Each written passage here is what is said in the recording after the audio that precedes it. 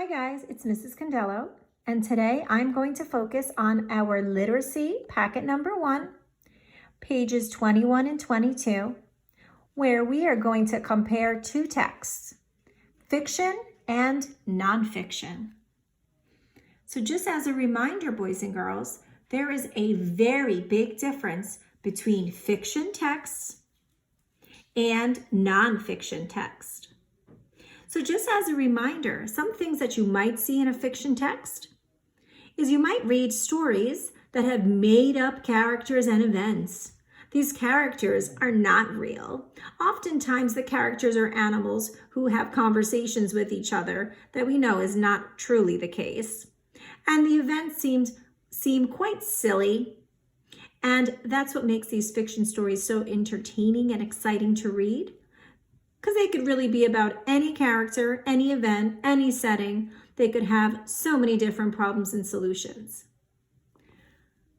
Let's take a look at our nonfiction text information. These nonfiction texts are real books that tell, inform, teach, and explain. So it might be just a selection or a part of a book, and it will usually focus on a specific topic, and it will give you more information so that you can learn about that topic. Today, we're going to start by reading The Town Mouse and the Country Mouse. And this is the fictional text, so please follow along. Once lived a town mouse. He had a cousin that was a country mouse. The town mouse went to visit his cousin. "I wish I could have a great feast for you, cousin," said the country mouse. "We must wait for the harvest before we can eat." The country mouse showed his cousin his home. The town mouse saw bare fields and empty cupboards. He said, "Cousin, you must come to town for a visit. I eat like a king." The country mouse planned to visit his cousin at once. When he arrived, the town mouse filled every tabletop with cheese, fruit, and bread. The country mouse felt his nose begin to twitch as he watched. Suddenly, he heard a noise behind the doorway. "It's the cat!" yelled the town mouse. "Run!" The town mouse led the way to a small hole in the wall, and the cousins rushed through it. The country mouse shook with terror. "I'm sorry," he said. "I'm going home. Too much danger in here for me to enjoy the feast." That's an example of one fiction text. And if we turn the page to page 22, I'm now going to read you a text, a nonfiction text, that goes along with the topic. The title is All Kinds of Communities. A community is a place where people live, work, or have fun together. People live in different kinds of communities. Some people live in a city. Some people live in the country. The two areas are very different from each other. A city is a busy place. People may live in apartments. They may live in houses. A city has a lot of stores and offices. Some people are lawyers. Others may be doctors, chefs, or store owners.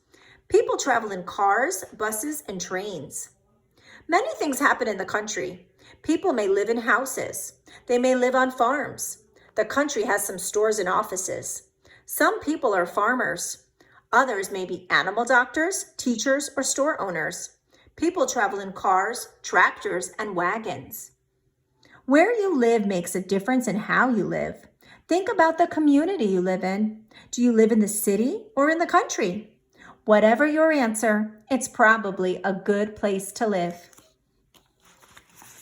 Now, boys and girls, you should be thinking in your mind about the two topics that we just read through those two different types of text, the fiction and the nonfiction. Now, let's take a look at the questions. Answer each question. Look back at the town mouse and the country mouse. What do you think the country mouse means when he says, "We must wait for the harvest before we can eat"? So if we go back to the text, there's a part, and I've highlighted it here, that says we must wait for the harvest before we can eat. Reread a little bit before that piece of evidence that we're pulling out to evaluate. Read a little bit after and take some time to think about why the country mouse would say we must wait for the harvest before we can eat. Then write your complete sentences on the lines. Number 2, look back at the town mouse and the country mouse. What lesson do you think the author is trying to teach? Think about what lesson the author is trying to teach in this selection. I'll give you a little hint of a lesson that I came up with. So here it is. The lesson that I came up with based on what I read and how I interpreted it in my mind is something like this. It's better to have a little bit of food and live in peace than having a lot of food and living in fear. Okay, so let's think about the lesson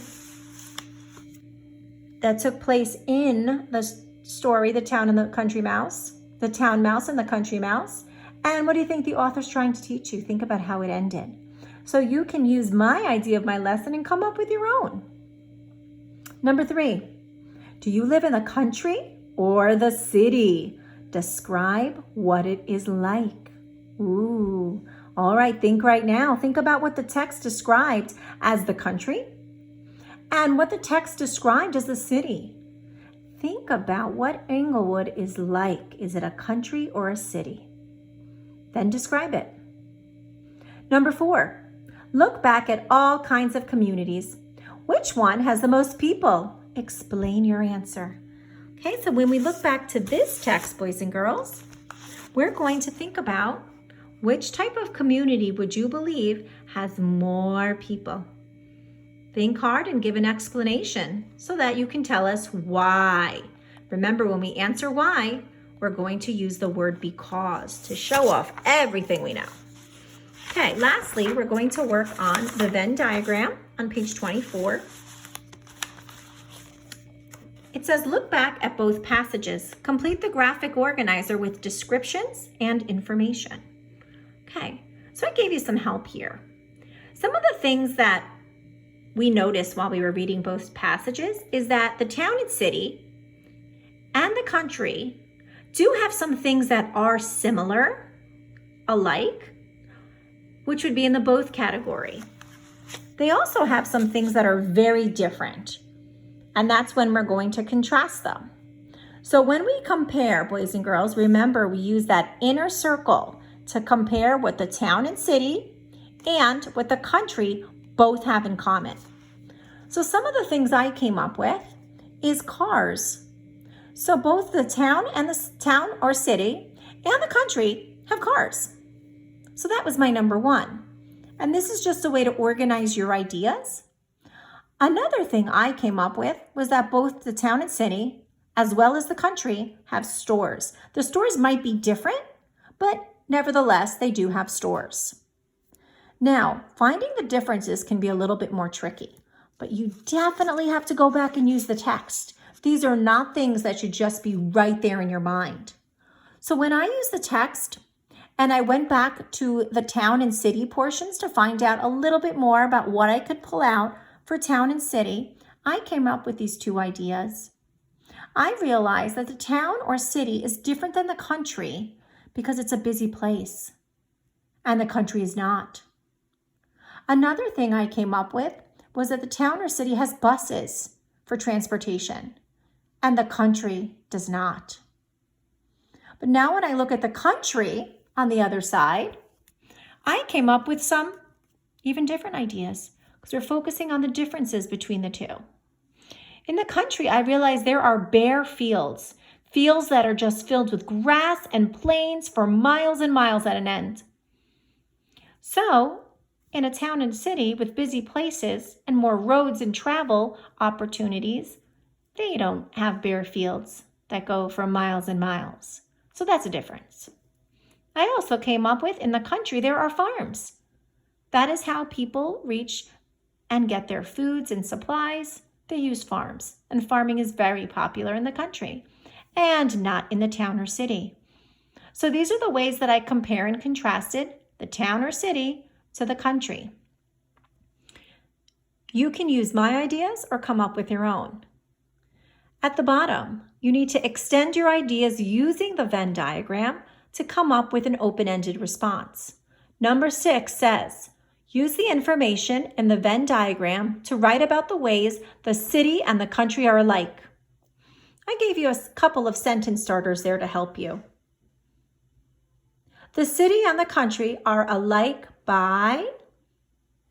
You can pick one way and tell me how they're alike. You can use the Venn diagram, focusing on the middle portion that show you how they're the same. Also, they are alike by, and you can come up with one other idea to explain. Use the Venn diagram. Number 7, use the information in the Venn diagram to write about the ways the city and the country are different. So now you're focusing on the differences between the city and the country. The city and the country are different by, and you can fill in information here on the lines. Also, they are different by, and fill in some more information, and feel free to go below if you need more space. So boys and girls, I'm encouraging you to go back to the text and use the text evidence as often as possible to make those amazing responses and to get your brain learning even more. We will be asking you to take photos of your work soon, so make sure you do your very best work, just like superstars. Bye.